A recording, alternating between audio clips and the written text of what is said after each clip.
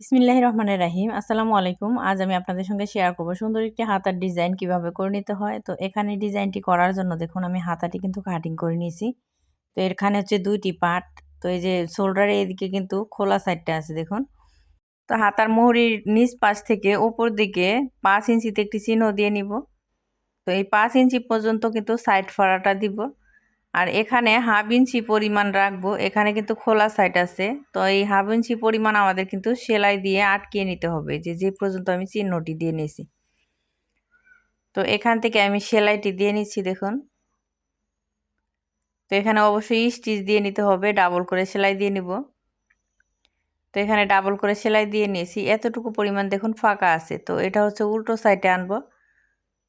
উল্টো সাইডে এনে দেখুন এই যে এই সাইড দিয়ে হচ্ছে যেভাবে আমরা কামিজের সাইড ফড়া সেলাই করি তার থেকে আরেকটু চিকন করে এখানকার ভাঙাটা দিয়ে নিতে হবে। তো এভাবে চিকন করে ভাঙা দিয়ে আমি সেলাই দিয়ে নিচ্ছি দেখুন। প্রায় ১ ইঞ্চি সাইড ফাড়াটা যে আছে ১ ইঞ্চি উপর দিক থেকে সেলাই করে নিব।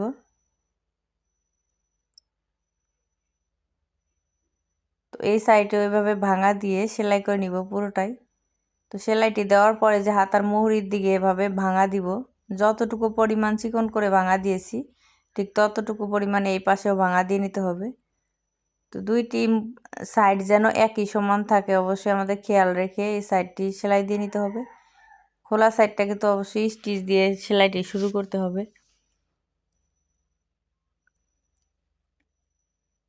তো এই যে দেখুন এই যে হাতাটি কিন্তু এই পর্যন্ত আমি সেলাই করে নিয়েছি। এবার হচ্ছে এখানে ১ ইঞ্চি চওড়া করে একটি কাপড় কাটিং করে নিয়েছি।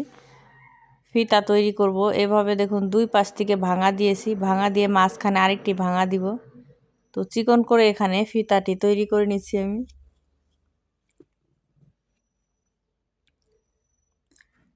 তো এভাবে ভেঙে আমি পুরোটা ফিতাই তৈরি করে নিচ্ছি।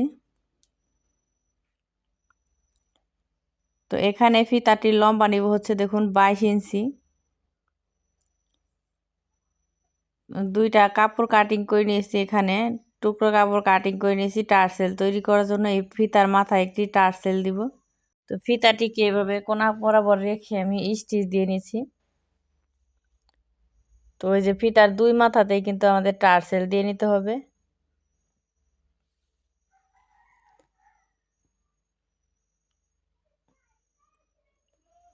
তো এভাবে উল্টিয়ে নিচ্ছি।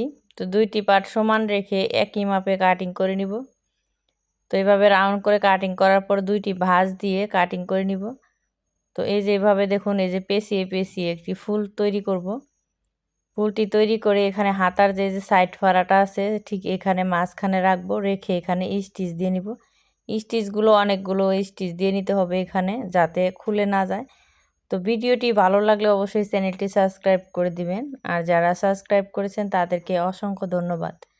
তো ভিডিওটি ভালো লাগলে অবশ্যই একটি ছোট্ট লাইক দিবেন।